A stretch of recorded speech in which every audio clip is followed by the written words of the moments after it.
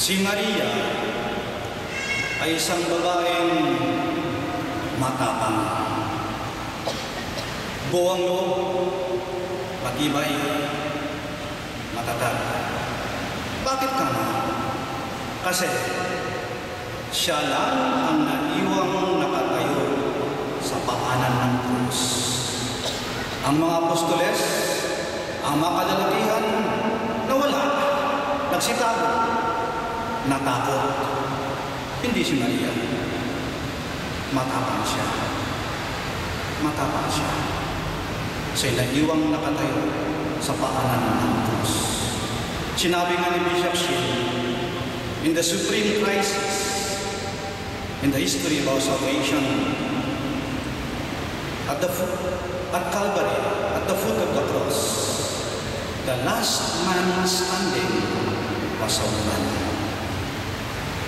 Si Maria, babaeng matapang. Ngunit kakaiba ang tapang ni Maria. Kakaiba ang pinanggagalingan ng kanyang tapang. Hindi siya matapang dahil malaking katawan, malakas, matipuno, may kapangyarihan. Hindi siya matapang dahil kinatatakutan o walang kinatatakutan. Hindi. Ang tunay na taong matapang ay may takot din. Ngunit iisa ang kanyang kinatatakutan. Iisa ang siya ay mapahiwalay sa Diyos. Hindi siya takot sa Diyos. Takot siyang mapahiwalay sa Diyos. Kaya lagi nang ginagawa ang tama. Ayaw niyang gumawa ng masama. Ayaw niyang magkasala. Sa aming prinsipyo, ang tama ay tama, ang mali ay mali. At gagawin niya ang tama at iwasan ang mali. Kahit anong isipin ng iba, kahit anong sabihin ng iba, kahit anong gawin ng iba, gagawin pa rin niya ang tama at iwasan ang mali. Yan ang tunay na matapang. Di ba yan ang panawagan sa ating mga laiko ngayong Year of the Lady? Laiko, maging matapang tayo. Choose to be brave. Choose to be brave. Maging matapang tayo. Tulad ni Maria. Choose to be brave. At saan kayo magiging matapang? Aba, hindi na kayo kailangan pa magtapang-tapangan sa loob ng simbahan. Walang problema dito. Wala. Kailangan kayo maging matapang paglabas ng simbahan. Dito sa loob ng simbahan, walang problema. Wala kayong kaaway, wala kayong kalaban. Magbabait ang mga tao rito. Sa labas. Sa labas. Doon ipakita ninyo ang inyong tapang. Sinasabi na ang patunay na ikaw ay nakapasok ng simbahan ay makikita paglabas mo ng simbahan. Ang pruweba, ang patunay na ikaw ay nakapasok ng simbahan ay makikita paglabas mo ng simbahan. Dito sa loob ngayon, walang problema. Kasi, ayan o, mabait ninyo, mabanal ninyo, para kayong mga anghel, ang aamo ninyo, walang problema. Pero eto paglabas ng simbahan, magiging mabait pa rin kaya kayo sa gitna ng mga taong ang sasama at papangit ng mga ugali.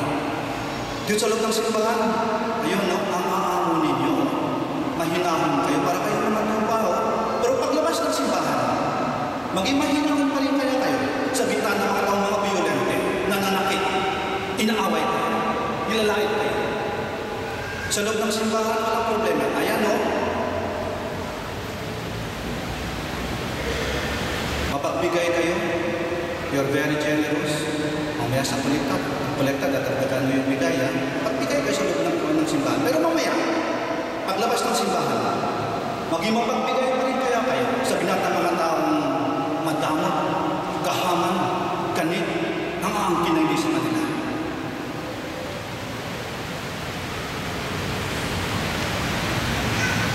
Sa loob ng simbahan, napakadaling magpakabay.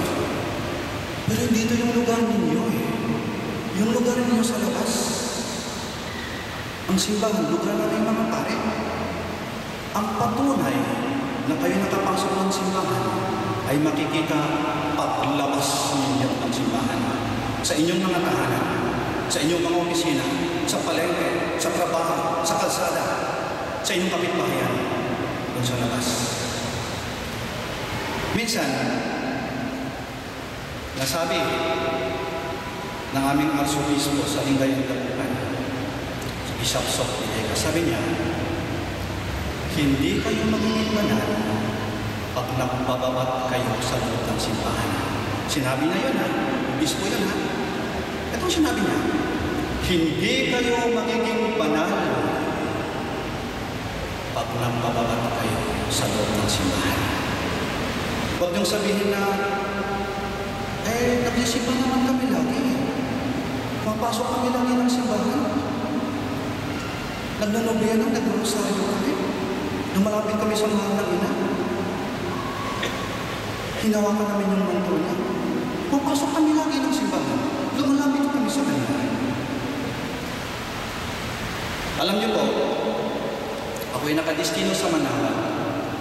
Doon yung ating reyna ng Manila. Tulad dito, may trono din siya. Yes, kanya nga kahapon eh. May trono din siya. Mas maliit ka lang at mas mababa. At dahil sa mas mababa yung trono, ganun po sa probinsya, paggabi, patay na yung ilaw, madaming mga pusang gala. At may mga pusang umaakyat sa trono ng ating mahal na ina. Diyan sa paanan, sa Bulaklak, sa may kulay pink na yan, na dyan, umakyat. Nakakalapit ha, nakakaakyat yung mga pusa. Tanong, nagiging banal ba yung pusang yan? Dahil nakalapit siya sa mahal na ina. Naging banal ba siya? Hindi. Pusa pa rin siya. Pusa pa rin. Pusa pa rin. Bakit? Hindi siya nagbabago eh. Pusa pa rin siya. Kahit lapit siya ng lapit, pusa pa rin siya. Pero tayo, tao tayo eh. Kaya natin magbago. Pagkatapos natin pumasok ng simbahan, pagkatapos natin pumasok, lumapit sa ating mahal na ina, pagkatapos natin magdasal na intim, kanta intim, magbabago tayo eh. Pag-uwi natin ang ating tahanan, kung dati-dati masumit tayo, ngayon unti-unti tayo nagiging mabait. Kung dati-dati gumagawa tayo ng masama, ngayon gumagawa na tayo ng mabuti. Kung dati-dati mainitin ang ulo at mayulang na nanakit ka, ngayon naging pahinahon ka na. Kung dati-dati matigas yung puso mo, ngayon marunong ka na magpatawad. Kung dati-dati wala kang pakialam sa iba, ngayon matalas na yung pakiramdam at marunong ka na makiramay. Kung dati-dati yabang-yabang mo, ngayon marunong ka na makapata. May pagbabago sa'yo. May pagbabago. At yan ang tunay na laika. Hindi lang siya deboto, siya ay disipulo. Hindi lang siya pumapasok sa simbahan. Ngunit, pagkatapos na pumasok ng simbahan, paglabas niya, dala-dala niya ang kanyang natutunan sa loob ng simbahan na tinuro ni Kristo. At isa sa buhay niya ito, ng buong tapang. Alam niyang tama, gagawin niya. Alam niyang mali, hindi niya gagawin. Tuloy-tuloy, tuloy-tuloy, hanggang sa Kalbaryo, hanggang sa paanan ng krus, kung saan nakatayo si Maria. Yan ang laiko, matapang. Tayo ay mga anak ni Maria. Si Maria ay ating ina. Tayo kanyang mga anak. Si Maria, ang ating ina, ay babaeng matapang. Walang anak si Maria na duwag.